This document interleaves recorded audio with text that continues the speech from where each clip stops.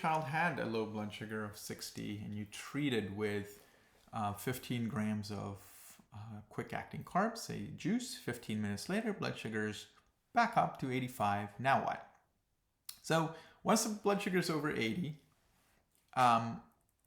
depending on what's about to happen. So if you're going to eat a meal, then just, do your regular thing. Check, make sure you know the blood sugar. So let's say 85, so you don't need a correction. You would essentially come up with the carb ratio, depending on what you're about to eat. And then take the insulin for that and move on. But if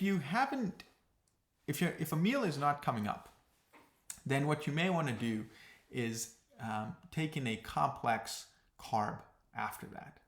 So a complex carb is something like a cheese cracker, peanut butter cracker, a bit of sandwich, say with whole wheat granola bar, something a little more that's going to tide you over, if you will. Okay, so you want to give a little bit of this, maybe 10-15 grams, just so that you don't have sort of rebound low. Remember, simple carbs have a very high glycemic index, and so we don't want the crash afterwards. So you just give a little bit to hold them over, something with fat and protein that will break down slowly with that complex carb. Okay,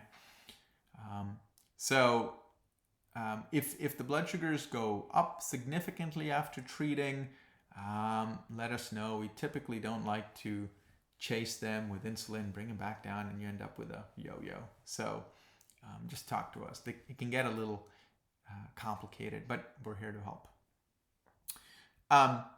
Nighttime. So the night times are really crucial because your hormone system kind of takes a bit of a break between, say, 1 to 2 a.m.-ish.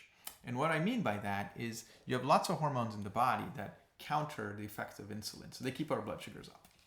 And they sort of take a rest at around 1, 2 a.m. And so if you're going to have a low at night, it's usually, for a person on a regular sleep cycle, it's usually around that time.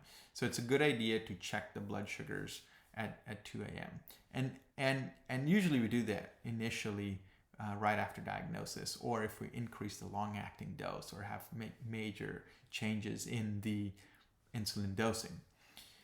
Before a child goes to bed, it is a good idea to always check the blood sugar and make sure that it is not riding low. So a blood sugar of 81 right before bedtime, probably not great, because you may have a bit of a dwindle down before it rises again in the morning. And so, we like to recommend keeping that blood sugar above 110, 120 before you go to bed. So let's say you check the bedtime blood sugar, it's 90, go ahead and give a snack that's more complex and don't give insulin for it.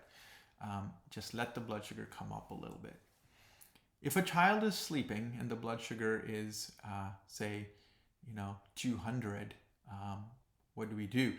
I would say just let it be for now. We can talk about more of the subtleties of when to correct and what to do. But as far as avoiding lows is concerned, we never want to give insulin right at bedtime. And if you do, then always check a blood sugar 2 hours later, and then maybe even at 2 a.m. So lows are important to prevent, and they have a lot of implication as far as brain health is concerned, which is why we worry about them. But we don't expect a child to have lows all the time. It's just something to be aware of.